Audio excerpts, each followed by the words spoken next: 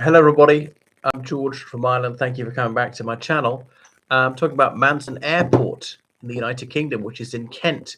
It's the very southeast corner of the UK, and it closed about 12 years ago. And it looks like it's going to reopen, which is wonderful and long overdue, because the UK is going to be all about growth under Chancellor Rachel Reeves, which is very ineffective in delivering, and more people coming and going, spending money, more investment. That's great. Bring more tourists in.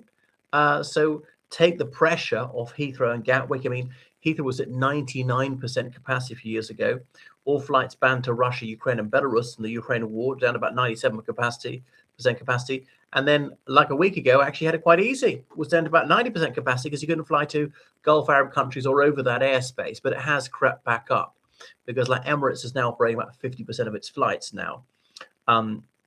Anyway, so the passengers in southeast England who want to fly, rather than go from Gatwick, particularly because that's what it's close to, could go from Manston. Some very local people, it work really well. Even those who don't live in Kent might be willing to go a little bit further for better fares, for destinations not directly served from Gatwick or elsewhere. So I think it's a superb idea. Manston Airport, they used to call it Kent International Airport or London Manston. It's got a fairly long runway for a civilian airport, 2,700 meters. It was built as a Royal Air Force base even in the First World War, crucial in the Battle of Britain and the Second World War. And then so it was used for just commercial scheduled flights for passengers, but also for cargo. I think from the early 90s. So it's an excellent idea. And when Brexit happened and people really weren't sure what the thing about the paperwork was, lorries had to take longer to come and go there. And so then they sort of use that as a sort of massive overflow car park. So I think that's a great idea. So you served by Flybe and various other airlines. Ghana Airways, but I think that was only for cargo, not for passengers. And they flew to various all sorts of destinations, mostly nearby in Europe, Dublin, Geneva, Edinburgh, domestic flights like Edinburgh, Manchester. I'm not sure what else. So it was quite close to Blue Water, that huge shopping centre.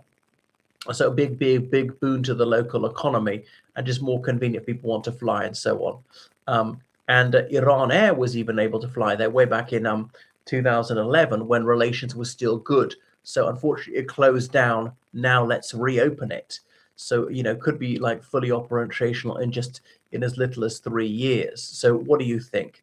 Is anybody against? I mean, a little bit of noise is bad for pollution. Can we get less polluting planes, all electric planes, something like that? Can they say we'll offset some of the carbon footprint by having solar panels and wind turbines and stuff like that? I always thought when people walk on the floor, there's a way that generates electricity. Can you have that in place? A lot of foot traffic. That would be tremendous. Like in the Irish Republic, we need to reopen let me see, Sligo Airport. I couldn't believe that one closed. And then Knock, west of Ireland, is this much smaller place. It's kind of like almost nowhere. It's odd how that's going, where the other one isn't. And then Galway Airport only operates to fly people to Inishmaan, Inisheer, the Aran Isles. So yeah, what else? In Ireland, I want to bring back more domestic flights. Kerry to Derry or Kerry to Belfast. I remember flying once Dublin to Cork when I was 12, but that doesn't operate anymore. But that would be a good idea. So what do you think?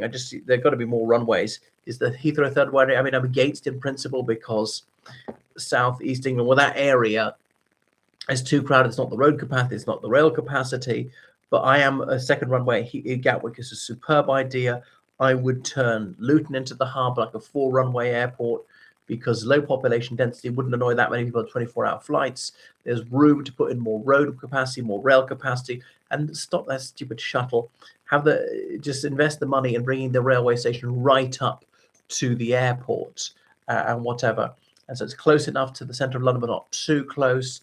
Have a motorway from Luton to Stansted. Likewise, one linking Gatwick to Heathrow, and that can maybe go and tunnel under Richmond Park, not to disturb the beauteous Richmond Park.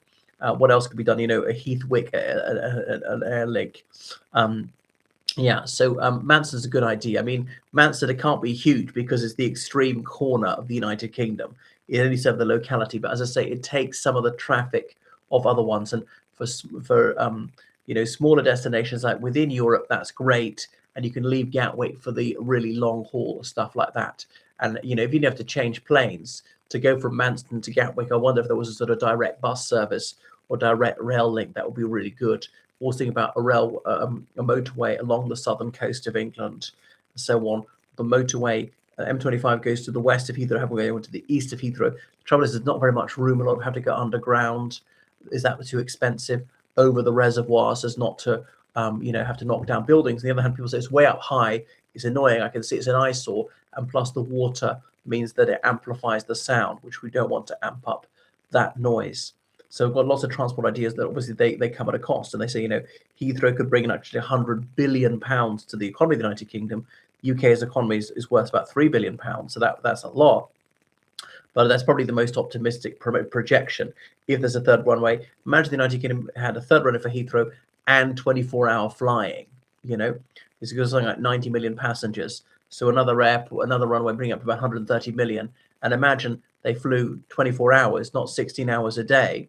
That bring you up to more like 200 million passengers per annum. That'd be by far the busiest airport in the world. You think of the landing fees, you think people buying in the duty free, eating, drinking there, more tourists, more people on business trips. That would be splendiferous. So what do you think? Answers on a postcard. Thank you for watching my channel. Make sure you subscribe on Patreon, donate PayPal, georgecannon7@gmail.com. And Concorde should come back. They talk about some supersonic plane, not necessarily Concorde. I don't know how it'd be different. There's the odd way that people disinvented something. Why has technology gone backwards? You can only fly over water because it's noisy, but there are quieter ones now. Surprised it wasn't used to sort of like Shanghai to Tokyo, whatever. And then in future, that could be used to fly from London to Bangkok and London to Buenos Aires. Previously, only ever London and Paris to New York, and that was it. To fly all the way across the United States, even things like from Washington, D.C. to Seattle. Okay, right. As you can see, I'm quite fascinated by aviation, not the technological side of it so much as the destinations. There's a little boy who's always poring over maps and wondering where I go to when I grew up. I was fascinated by geography, human geography, people, places, ethnography, demography, vexillology, and so forth. Capital cities, attractions, ethnicity, identity, location, topography, immigration, transmigration, intermarriage, the interplay of ethnicity and citizenship and nationality, identity. Well, we're all human, and I celebrate all that. So, like to meet people from all over the world. Right, a true, what's the word, xenophile. Right, toodaloo.